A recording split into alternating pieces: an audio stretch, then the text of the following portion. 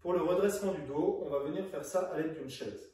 Donc là, l'idée, ça va être de venir s'asseoir sur la chaise et de travailler l'enroulement puis le déroulement de la colonne vertébrale. Donc pour ça, vous devez vous positionner pour être bien stable. Donc vous écartez les pieds sur la largeur du bassin.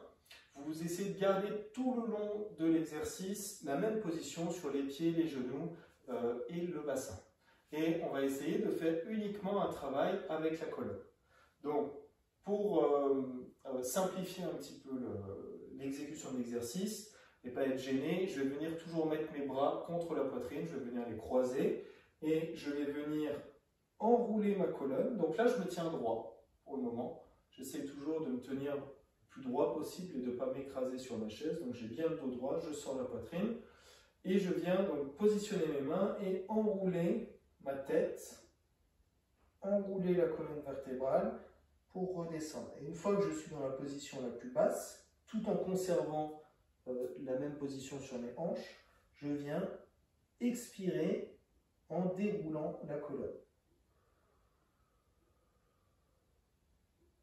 Quand j'arrive sur la position haute, sur la fin du mouvement, je commence à sentir la contraction sur les muscles qui entourent ma colonne vertébrale. Donc ça, c'est la version la plus simple. Pour mettre un petit peu plus de difficulté, vous allez simplement venir incliner le buste dans la position de départ et du coup dans la position d'arrivée également.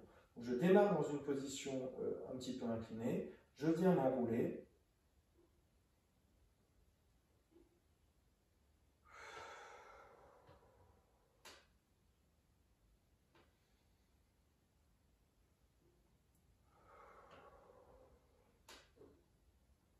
Donc avec cette position, en inclinant, je mets un petit peu plus de poids. Du coup, quand je fais mon extension de la colonne, je vais avoir un petit peu plus de résistance. C'est un exercice qui paraît relativement simple sur les premières répétitions. Le principe, c'est toujours de venir enchaîner vos répétitions. Si vous devez faire 12 répétitions, essayez de ne pas prendre de pause quand vous arrivez là-haut. Tout de suite, dès que vous vous êtes redressé, vous repartez sur l'enroulement. D'accord? Donc un mouvement continu pour être en effort constant.